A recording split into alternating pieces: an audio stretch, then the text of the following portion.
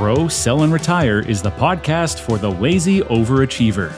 B.D. Dalton, author of The Assisted Purchase, True Gravity, and Grow, Sell, and Retire, is here to give his 25 years of secrets, tips, and assistance to take your business to the next level. This podcast is for anyone who wants to sell more, work less, and make better business. Now, here's your host, BD, with today's GSR podcast. Hey everybody, B.D. Dalton here, Grow, Sell, and Retire podcast, secrets for the lazy overachiever. Today I have my guest in the audience right now, or guest in the studio, Nick Gray. If you haven't seen this guy before, once you start following him on LinkedIn like I have been, full of energy, #1 best-selling author of the 2-hour cocktail party. And we're going to talk about networking, engaging with people. Nick, welcome to the show. Tell us about you and how you came to be an author and all the stuff you do in your businesses. Thanks. I started a weird company called Museum Hack that did renegade museum tours. And what I mean by that is that, I kind of hate museums. I think they're very boring. And so I started to give these non-traditional museum tours. I built that into a multimillion-dollar business through some non-traditional ways, kind of a bootstrapped, weird lifestyle business. And then now I'm focused on networking events and helping people learn how to host their own meetups and little conferences and things like that. Guess what? I've been following your thing. I did my first networking the other day in a long time, because I've written a book on networking and how much I hate it. But I only hate it because it's done wrong by a lot of people. But yes, everybody wore name tags yesterday because you said so in all your videos. So I said, we're going to go back old school. Nick told us to go old school. So went back to and everybody at the party or at the networking, 21 people loved it. They were just like, why have we gone back to this? By the end of it, everybody was saying, that is a great idea. I said, Nick Gray, man, I've gone back to basics. Dude, it's so funny, right? But it's not rocket science. These are basic tips that once you hear them, you're like, oh yeah, that makes sense. I should do it. And I found that nobody really teaches us how to host these things. We just assume, either you're a natural host or you're not a host. And my mission now is to help people learn that, hey, you can learn how to do this. You can learn how to host a good event, and it just might change your life. So why do you hate networking events, by the way? What do you think they do wrong? I'm kind of that mindset of people are there to take and not give in a lot of networking events. Everybody's there trying to flog you a business card, or as in flog you their business card, or actually sell you printing. So it's like, learn about the people first. And that's what always destroys me, is why do you just come in here thinking that either I need to buy you or I need to buy your thing? So how do you feel about it? Because you've now taken this to a whole new level. I like to think, well, first of all, we have a lot in common. I think we both think very similarly with the problems of networking events. I've said often that you can host the best networking event in the world as long as you don't call it a networking event. Then what do I mean by that? I mean that I like to invite different people that I think are genuinely interesting, who I would want to hang out with and introduce to other people in the room. I'll give you an example. Last week, I was hosting a meetup for creators and entrepreneurs. And there was this guy who I happened to invite who never went to college, worked in the oil and gas industry on oil fields, very much what we call in Texas a roughneck, and has now started his own business. And people loved him. He was the most popular guest. Everybody loved to talk to this guy. But if I went and selected my attendees just based on resume, nobody at my event worked in oil and gas, but he was so smart. And it's those little, I guess you could call them serendipitous or random connections, that I think when you curate an event based on interesting people, start with that first, business will come later. And I think I think you use an amazing word there for curate, because most people host or just put a list together and try to know that they have to invite 100 people to get 40 people into a room. So let's just throw as much stuff at the wall, as I can possibly get into a room, instead of trying to get 12 to 20 quality people to have good conversations and have great outcomes. Well, you mentioned that no-show rate, which is really big for a lot of hosts. The #1 fear that I found after talking to hundreds of first-time hosts, their number one fear is that no one will show up. And that's really what they're worried about. And so I've designed a system and a process that I'm happy to share that just really helps you make sure that you're going to have over a 90% attendance rate. We don't want people to no-show, to flake out. We want less ghosting and more hosting. Yeah, that's good. Okay, so you've offered. So let's hear a little bit of how we work through this process, because everybody on here wants to work less hard and make more dough and meet more people. One of the things I think is hosting your event on what I say is a non-red level day.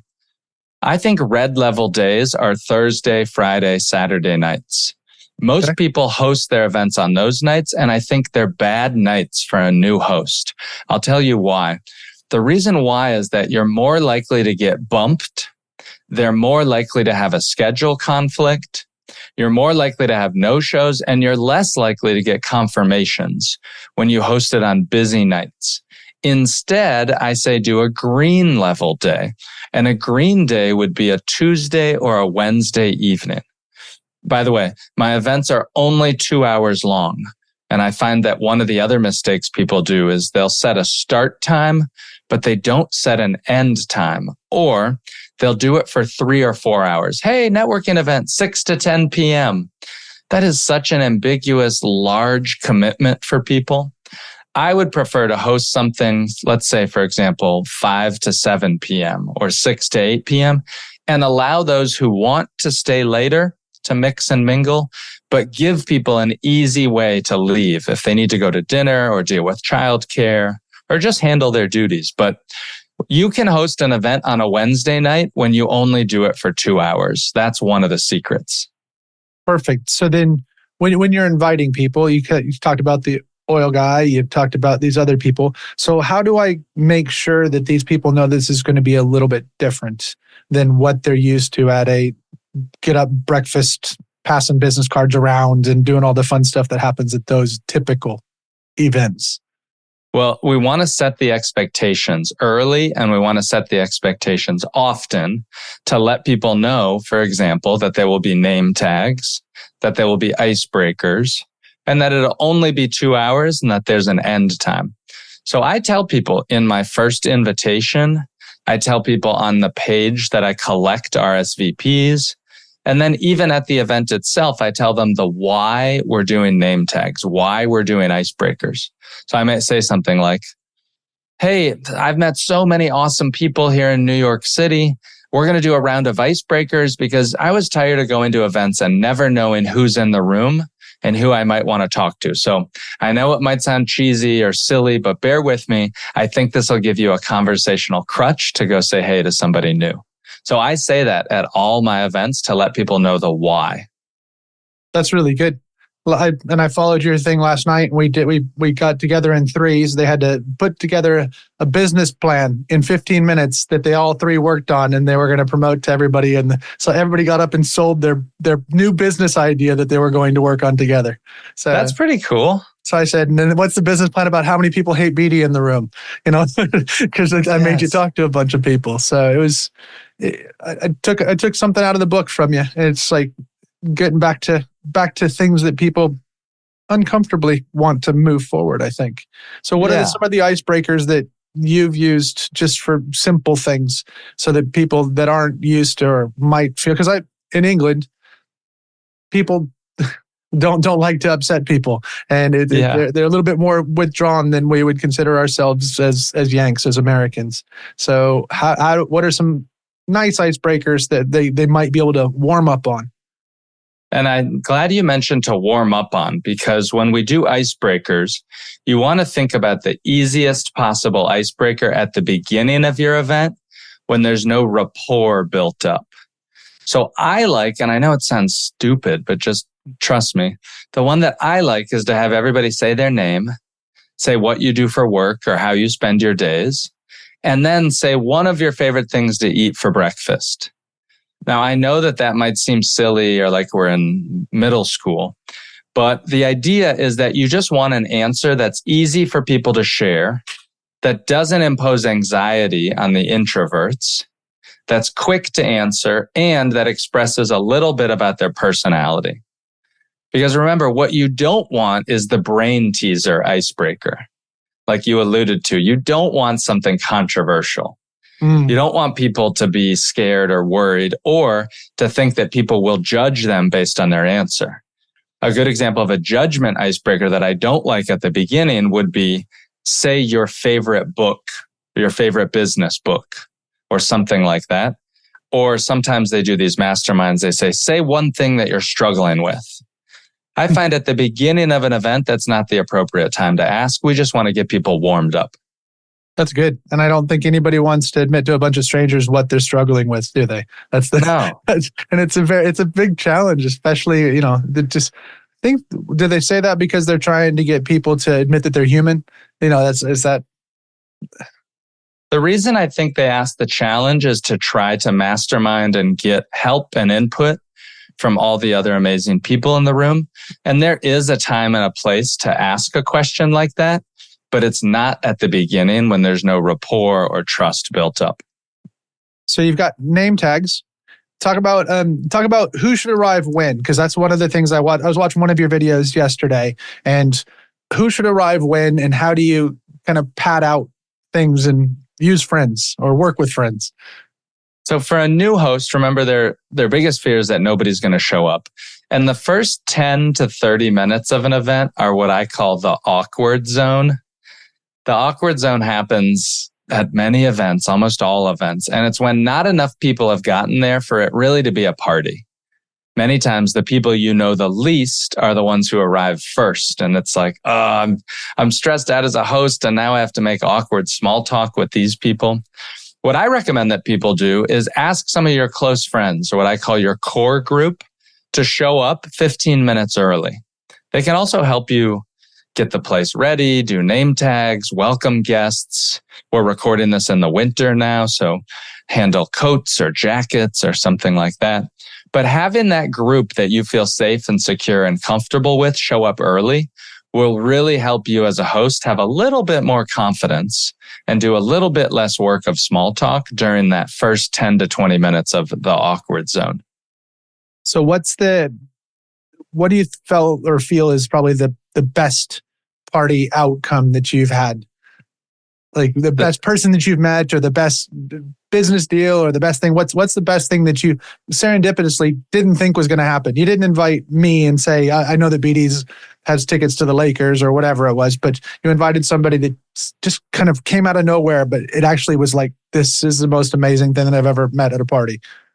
I've hosted so many parties, and I've probably hosted well above 500 events now. And I'll just think of a recent one. I did an event last week and I invited my friend Rob, who's a YouTuber. He has some followers online, but not as many as the person he referred and ended up bringing, whose name is Joshua. Joshua has 9 million subscribers on YouTube. Wow. He was an incredible guest. He's had 2 best-selling New York Times published books, really an amazing individual. And now, he saw that I host good events. I'm scheduled to have a coffee meeting with him on Sunday. Will we do business together? I don't know, but I never would have been able to get that meeting. This is someone who's very private and would not have invited me over to his home had I not hosted this event. That's amazing also, because you're being let in on a Sunday. I think it's Sunday, right? Isn't that crazy? Because people don't even think about doing business and everything but the 5 days of the week. It's true. It's true. There's something very intimate about the Sunday gathering. It's also one of the reasons, this is controversial, so I'd love to hear what you think. But I actually tell people to host their happy hour, their meetup, their 2-hour cocktail party, host it at your home. And for 90% of people, your home really is the best place. Now, already your listeners are probably rolling their eyes. They're ready to change the podcast. But let me tell you this, just like you said, hosting a meeting on a Sunday is a very intimate, special thing. Bringing someone into your home immediately snaps you out of this business networking, business card, slimy transaction and puts it on a much more personal level. I found that when I host at home, it turbocharges my relationships it almost immediately takes it to a next deeper level because they're seeing me as a person and they're in my space that I control. So that's been a real big unlock for me. That's really good. I just wrote that one down, actually. So even an intimate dinner party at the house changes the spectrum. That is really good. And so what's one thing that you see, or let's give it a couple things actually, one thing that you see or a couple things that you see that people are doing really wrong? Well, you mentioned dinner parties, and I find that now you can host a dinner party probably with your eyes closed. I can tell that you're a very experienced host. You literally wrote the book on networking. But for a new host, they think, oh, I've been told I should host a dinner party. I have actually found that dinner parties are terrible for a new host. And I'll tell you why. You're not in your head, so you probably have your own thoughts. Mine are that it's too much work. It's too much stress. The focus is on the wrong thing. It's on the food when it should be on the conversation. At my parties, I actually serve so minimal food because I would rather have someone leave my party hungry rather than bored. Okay. I want them to focus on the people and the conversations. Dinner parties are very, very, very difficult. And then if somebody does host a dinner, they often invite too many people. They think more is better. I've actually found the ideal spot for a dinner is about 6 total people. It makes sense. I mean, because you only have so much time in a 3-course meal to be able to have conversations with more than one. So there's one is hosting canapes and things like that versus hosting dinner. What's something somebody else is doing when it comes to organizing or inviting too many people, the wrong people, or what's something around that aspect? Well, you said it exactly, and that's the idea of too many people or not enough people. In all my testing, I've found that the sweet spot is probably about 16 to 22 people for a happy hour. I'll tell you why. Less than 16 and you don't have the energy and the excitement in the room. If you only have 9 or 10, somebody walks in the room and they say, oh, I can meet everybody here.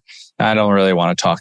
With 16, you probably won't have a chance to have one-on-one conversations with every single person. So there's that feeling of missing out.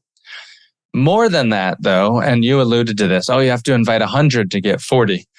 More than that, even with 30 or 40 people, the host has an inability to truly make introductions, do rounds of icebreakers. It's uncurated and it's just too big and too messy. So I think that's a very advanced move to be able to do 30.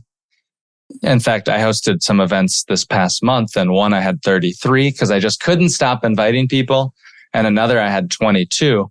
And my net promoter scores were so much higher on the smaller event because of the curation and the intimacy and conversations. So how did you how have you made a business out of this? Right now, I get paid money when people buy my book. So each book, I'm a self-published author. I get paid about $5 or $6 from each sale. I don't make a lot of money, maybe $3,000 or $4,000 a month on the books. I do get hired by people who want my help with conferences and events. I'm speaking at an event this evening. I get hired by businesses and companies. Just the month of October was crazy for me. I did 4 conferences. One of them had over 2,000 attendees, and they needed help with all of their networking sessions. Hey, how are we doing our networking sessions right now? Well, I did an evaluation of them from last year, and it turns out that most of their so-called networking sessions were just people making presentations and slideshows, and then unstructured mingling afterwards. And so we scrapped it. We removed all the presentations and we put the focus on the people, trying to get them to talk to as many people as possible during the first 45 minutes. And then we left it unstructured for them to mix and mingle. That's really good. Really, really good. And so the Museum Hack, is it still going? Museum Hack. So I started that company in 2013. I sold it in 2019. Nice. And it's doing better than even when I was involved. The new team has taken it to great levels. And the business is much different now because during COVID, all the museums closed down. Mm-hmm. It shifted online with more focus around team building, but it's doing great. The team there is crushing it. That's really cool. It's really, really cool. So when you're doing all this stuff and you do this, so if you were to rewind it and take it back to your first party, the first thing you hosted in your new guise, and knowing that this is something you could focus your mind on. If you were to go back and talk to that Nick right now, what's one thing you would say, do this? One thing you say, don't do this in the business of doing this, not just hosting a dinner party or a party? In the business of it, one thing that I found is that by setting the dates in advance, for example, say that I was going to host one party. Well, the advice I'd give myself is say, hey, make the commitment to host two. Maybe they're a month apart. Maybe they're 6 weeks apart. But now when you reach out to invite somebody, you can tell them that you have 2 events, 2 dates and times. And if they're unable to attend that first one, you immediately have a backup that they might be able to attend. And it will give you the almost the pressure and build on the momentum of your first event. I found as I reached out to people I didn't know as well, who were less likely to cancel plans or come, that when I sent them 2 dates, I had a much higher hit rate of them showing up and actually coming into my world of events. That's really good. So what does the invite say? So you're inviting somebody and you're telling them it's the time. So what does it actually say? And how do you get people to say, wow, I really want to go hang out with Nick? So the first people I invite are called my core group. And these are people that I'm close to or feel comfortable with. This is another mistake that most people make, is they kind of pick a date and time and location, and then they spray it out to everybody, hoping that people will say yes. Well, I think you actually need to soft launch it to this core group. And that first message to them says, hey, I'm thinking about hosting a happy hour on Wednesday night from 7 to 9 p.m. at this location. If I do it, would you come? So I use that exact phrase. If I do it, would you come? And I'm trying to get 5 yeses from people before I lock it in and start to invite a wider audience. Now, once I get those 5 yeses, what the exact invitation to somebody else would say is, hey, I've met some really interesting people here in New York. On Wednesday night, January 15th, I'm hosting a little happy hour to bring all these random people together to mix and mingle. Can I send you the information? I don't ask them, would you come or are you available? I simply say, can I send you the information? If they say yes, then they're at least potentially interested and available. Then I'll send them more details. There'll be name tags and icebreakers to mix up the room. I think we'll have 15 to 22 really interesting people. It's only 2 hours long. There's nothing for sale. There's no charge. I'm literally just doing this to get my random connections together. I think we all could use a new friend. What do you think? Something like that. And then I'll send them the link to RSVP. And that's very important, is you have to collect the RSVPs. I use some free platforms online. There's a list that I recommend that I can include in the show notes. Perfect. But I think it's really important to get those confirmed RSVPs, to get it in their calendar. Yeah, you've got to make it so you know what you're doing, who you're hosting, and all that type of stuff. So then once you've got the people coming, what's the next part of the plan? The next part of the plan is to send your reminder messages. So I say that you got to send 3 reminder messages. One that's about a week before your event, another one 3 days before your event, and the final reminder message the morning of your event. Now, those last 2 reminder messages have one of my secret weapons. It's called guest bios. And the guest bios are 1 to 3 sentences about a lot of the people attending. I tend to know all the people attending, so I'll write them for everybody, but you may not know everyone. So you could do half or more. An example of that, a guest bio for me might be like, Nick Gray moved to Austin 3 years ago from New York City. He wrote a book called The 2-Hour Cocktail Party. Ask him about his travel tips to New York City. It's just a little blurb that you write about somebody that sort of says what they do and what they're interested in. That helps to drive excitement, anticipation. It boosts your attendance rate, and it helps the introverts or those with social anxiety to have an idea of what to expect and what to talk about. That's really good. And it also, if people give that to you, you learn a bit more about them. So that's really good. You do. Yeah, that's good. Man, I'm telling you all my secrets. This is great. Dang it. Well, people are going to have to buy the book too, obviously. So we'll put that in the show notes. So we got that. So then, so now you're done. The party's over. and you figured out there's about 10 of them that you want to invite to another thing at some point in time. What's the follow-up? How do you close out on the end of 2 hours? You close the door, turn off the lights, kick everybody out, no more drinks. It's like whatever. How do you end the party, and what's the follow-up? Well, how to end the party is number one, you'd make a last call. So about 15 minutes before the party's scheduled to end, you would turn down the music, turn up the lights, say, hey, everybody, thank you so much for coming. We're going to wrap up in about 15 minutes. I'll make a little thank you speech. But for now, grab a last drink or say hi to somebody new, start to exchange contact details, and I'll see you in a few minutes. And then when it's time for the party to be over, then you would thank everybody for coming, let them know that you respect their time. Here's the thing. You want to end on a high note. You want to end when your party's going well. And I know that may sound counterintuitive, but you want them to want to come back. Have you ever been at a party where the energy is just drizzling out? You're like one of the first to leave. You feel guilty for leaving. When you end your party on time, you give them permission to leave and it not be awkward. So that's very helpful. But here's the thing I found for business. If you want to make a connection from your party, if you really want to set a meeting or meet somebody for a cup of coffee or kind of pick their brain, I suggest people set up that meeting during the party itself, during those last 30 minutes. I would say to somebody, hey, BD, I'd really love to catch up with you.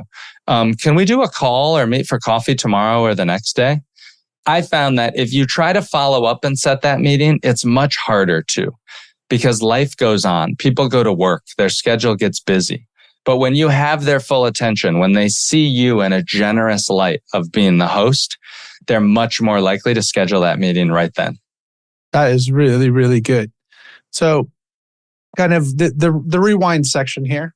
So if you were to give us the top tip as we're going out of here, I'm going to let you think about that for a second, but this is the rewind moment. But before that, what's one or two things that you're using right now, technology-wise, to make your life easier, better, or more fun? So two things. There's two free platforms that I like to collect RSVPs and manage my events. I'll say three of them. Number one, the platform I use most is called Mixily, Mixily. Mm-hmm. Number two, that Gen Z uses, the youth love this one. It's called Partiful, Partiful. Mm-hmm. And the third one for more advanced users is called Luma, Luma. Those are the three platforms I like for collecting and managing RSVPs for my event. I'm trying to think if there's any other tools or tips that I use. I use Gmail to send my messages, things like that. That's really good. Okay, so now the rewind, the red button. So they've only listened to the last 1 minute of the Rick Gray show here on Grow, Sell, and Retire. What's the one top tip that you're going to leave for everybody? Here's the one top tip. People like you and me have found that the best way to be interesting, the best way to be wanted, is to become a host. And anyone can learn how to host great gatherings. The bar is so low to host a good meetup right now that if you do a few simple things, like I talk about in my book, The 2-Hour Cocktail Party, you can be seen as a great host and everyone will want to get to know you. That's awesome. Rick Gray, thanks so much for coming on the Grow, Sell, and Retire podcast. It's been awesome having you on the show. Thank you for having me. Let's go network. Sounds good, man. Thanks for joining us on Grow, Sell, and Retire. For more information, tools, or to book one of our team members to work with your team, business, or to speak at your event or conference, visit rockfind.co.uk. If you like the podcast, you'll love one of BD's 3 books, The Assisted Purchase, True Gravity, and the book the podcast is based on, Grow, Sell, and Retire. If you want to work for the rest of your life, that is your business. If you don't, that is ours.